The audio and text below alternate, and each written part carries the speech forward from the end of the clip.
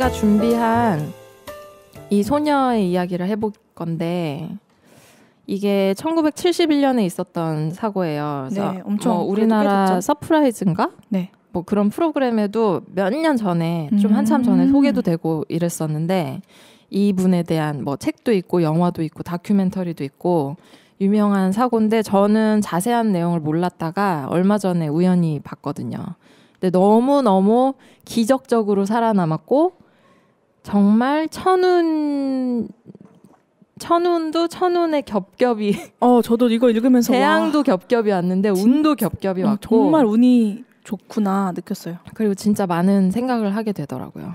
아, 네. 일단은 이 사건을 처음부터 차근차근 얘기를 해볼 텐데 1971년에 포르투갈 항공사 란사라는 항공사가 있었는데 사실은 이 항공사가 이전에 이미 큰 사고가 2건이 있어서 되게 평판이 안 좋았대요. 그쵸, 사람들이 그쵸. 좀 기피하는 항공사였는데 이 줄리안 캡키인지 캐프케라는 분분하더라고요, 의견이. 줄리안이라는 17세 소녀가 12월 24일에 크리스마스를 아버지와 함께 보내기 위해서 엄마랑 같이 비행기 표를 예매를 합니다. 근데 이 항공사가 인기가 없다 그랬잖아요. 네네.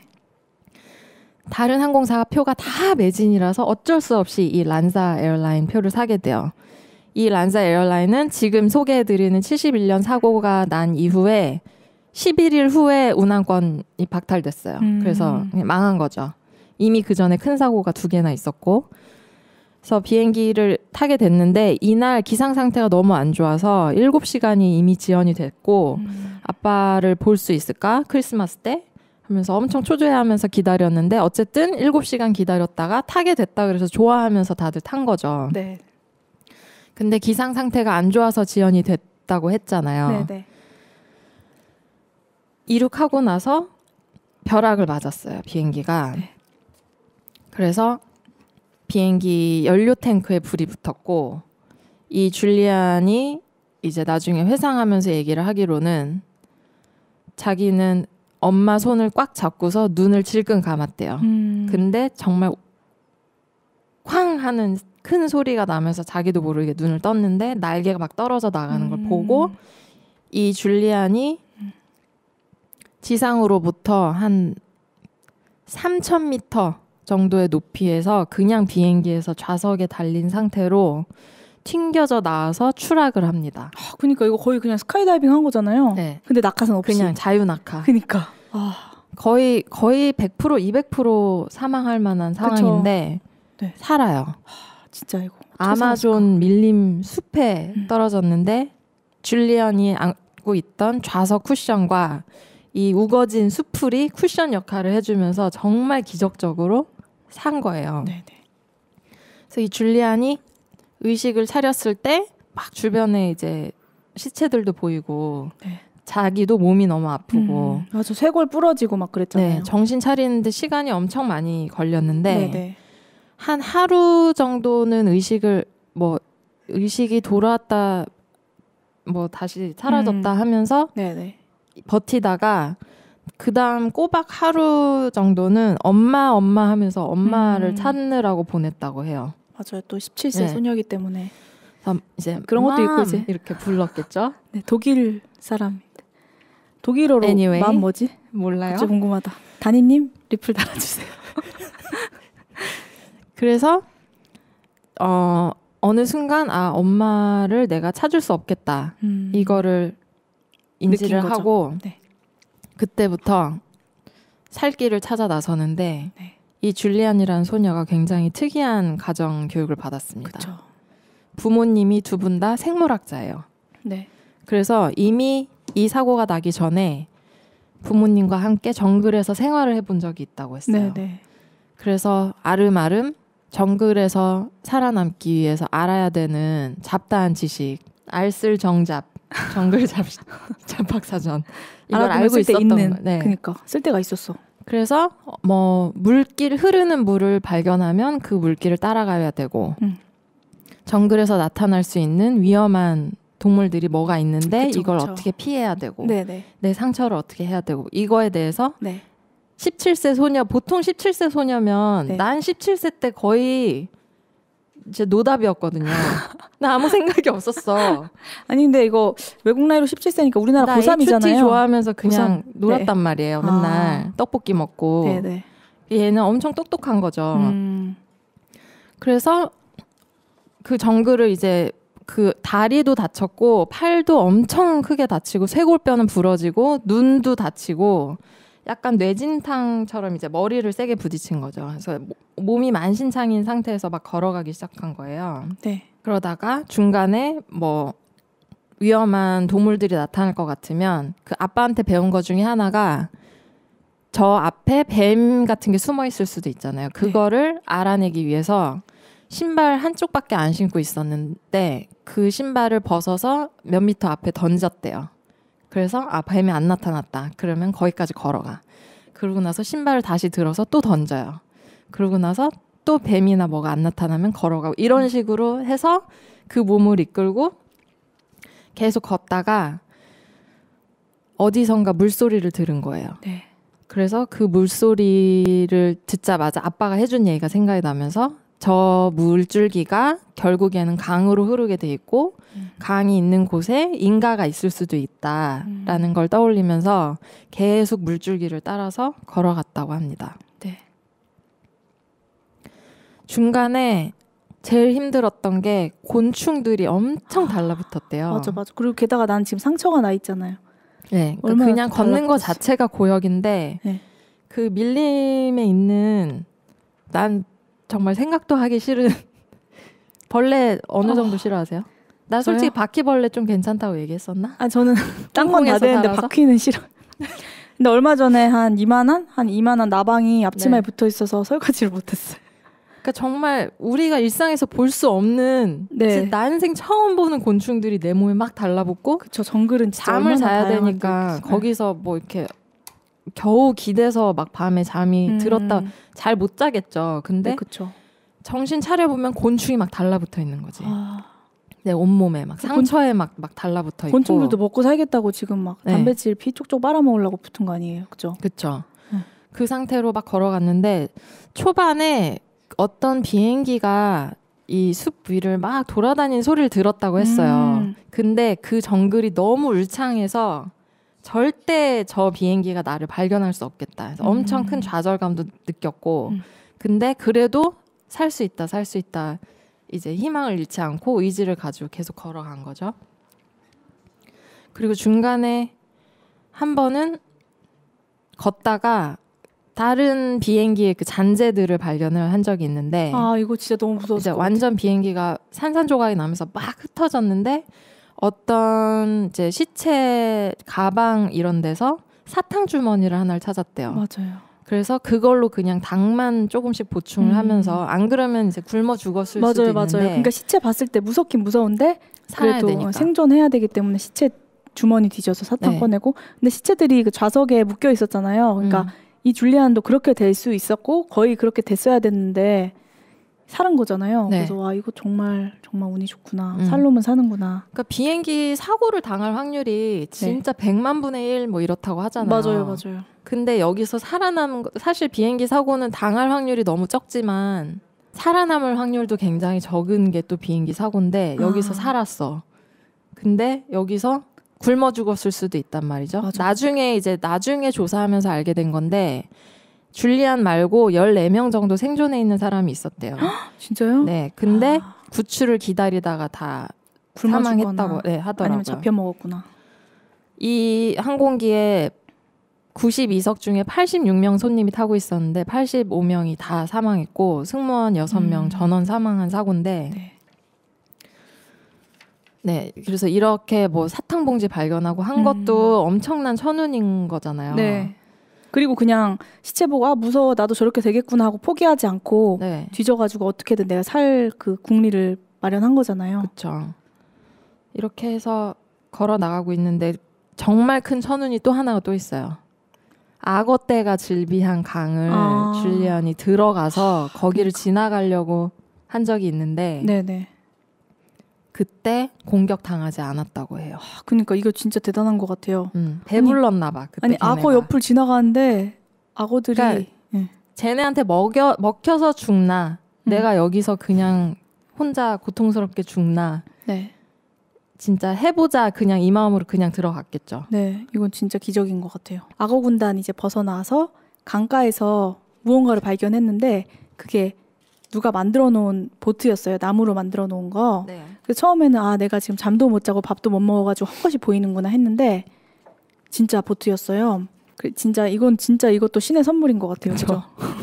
어떻게 보트가 거기 딱 있어? 그 보트가 네. 진짜 그러니까 자기가 환상을 보는 건가 싶은 생각이 들어서 가서 손으로 이렇게 만져봤대요. 그니까. 이거 내가 진짜로 보트를 보고 있는 건가? 맞아요. 네. 그래서 완전 낡아서 다 부서질 것 같은 허름한 보트였지만 얼마나 반가웠겠어요.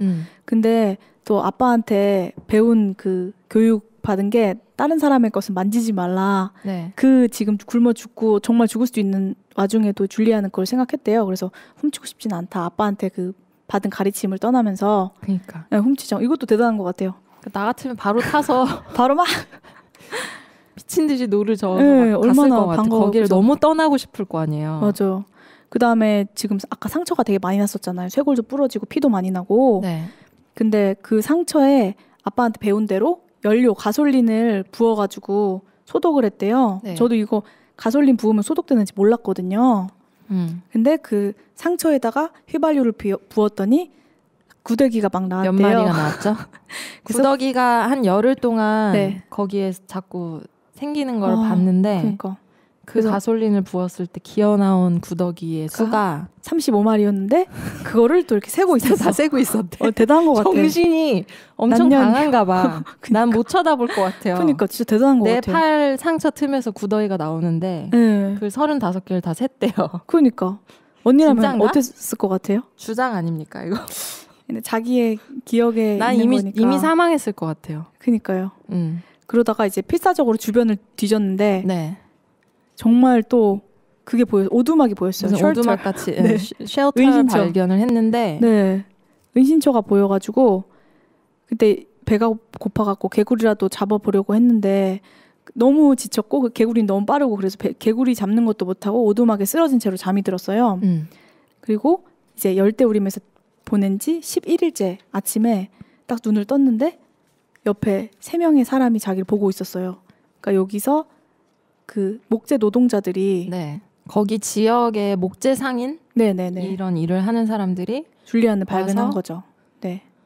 줄리안을 보고 줄리안도 눈을 떴을 때 웬 남성 3명이 있는 걸 보고 놀랐는데 네. 그 남자들도 사람이 17살 소년데 밀림에서 열흘 동안 상처 투성인 상태로 먹지도 못하고 제대로 자지도 못하고 겨우 그렇게 다니다가 거기에 쓰러져서 잠이 든 사람을 봤잖아요. 네네.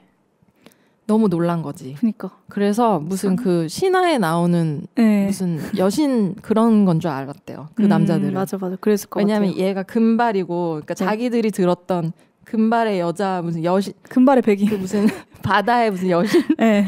이런 걸 생각을 한 거야. 맞아. 그러고 나서 이제 얘기를 해서 막 말도 안 돼. 처음엔 나는 믿기지도 않았을 것 같아요. 저는 근데 이 여자가 좋은 사람을 만난 것도 되게 다행인 것 같아요. 그쵸. 요즘에 또 세상 위험해갖고 안 좋은 사람들도 많은데 근데 어쨌든 그 이 줄리안을 발견한 사람들은 다 착해가지고 그 중에 한 목공이 네.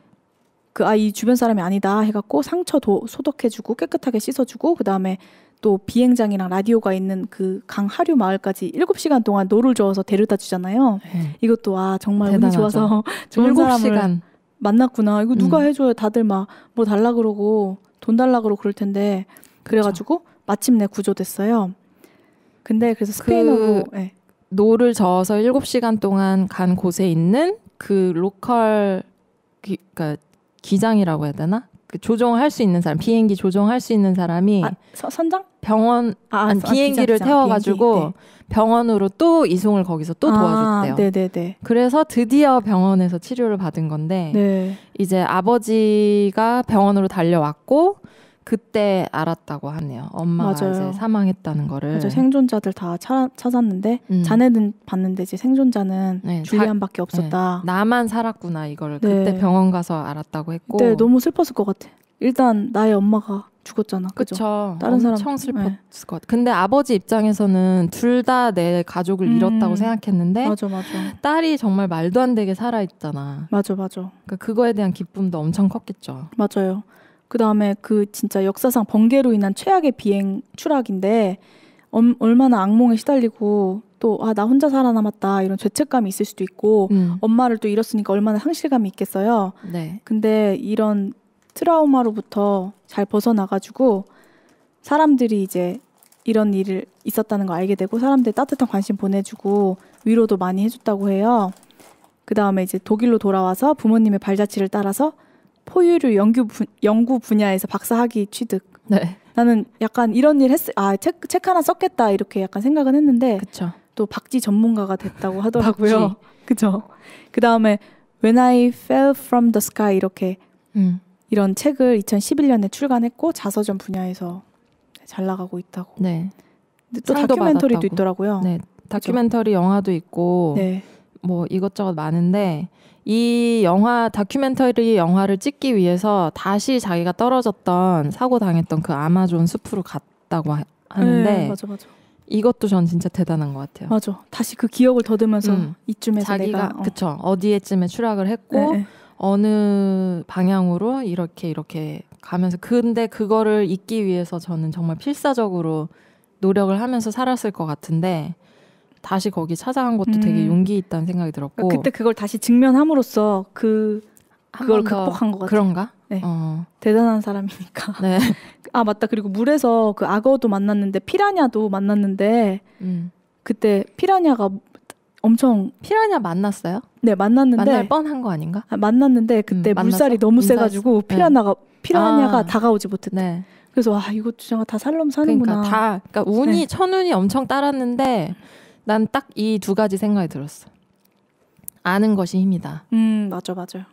근데 정글에서 서바이벌 그런 체험을 해봤기 때문에 이렇게 한 거잖아요. 그렇죠. 일단은 운이 너무 크게 따라줬는데 그 다음에 아는 게 없으면 맞아요. 어떻게 됐을지 모르는 일이고 맞아요. 그 다음에는 의지. 맞아. 살겠다는 의지. 그러니까 운이라는 거야 진짜 뭐 우연처럼 올 수도 있고 안 올 수도 있는 거지만 그 다음에는 자기가 알고 있는 것과 의지가 있어야 이렇게 생존할 수 있구나라는 생각이 들더라고요. 맞아요. 너무 진지하게 우리 또 했나? 아니에요. 좋았어요. 아니 근데 그래서 그 당시에 17세 소녀가 이제 64세에 그다음 박쥐 전공자가 됐는데 네. 그날의 트라우마를 극복하고 정말 영웅처럼 이렇게 되었다. 정말 그래서 이분이 이제 삶이 비록 한순간에 결정되어질 수도 있지만 포기하지 말라. 죽을 만큼 고통스럽고 힘들더라도 이겨내라. 이런 교훈을 주셨죠.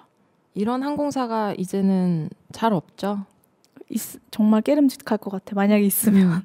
이때 사고 원인을 나중에 분석을 했는데 일단 기상 상태가 너무너무 안 좋았죠. 맞아요. 그래서 7시간을 미루다가 출발을 한 건데 사실 몇 년, 최소 90년대, 2000년대 초반 이때부터는 정말 기계적 결함에 의한 사고는 거의 일어나지 않고 인적 요인에 의한 사고가 너무 그러니까 사고가 일어났을 때 그 비율이 맞아요. 인적 요인에 의한 게 거의 대부분이기 때문에 회사에서 그 크루 리소스 매니지먼트라 해서 그 네네네. CRM 훈련을 하잖아요. 네네네.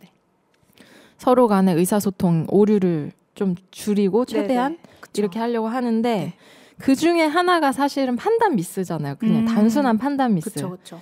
근데 이때 기상 상황 때문에 지연되는 와중에 기장이 다소 무리해서 출발을 그냥 이륙을 감행한 게 사고 원인 중에 하나라고 하더라고요. 맞아요. 그때 띄우지 말았어야 되는데. 왜냐하면 날짜가 12월 24일이었잖아요. 맞아.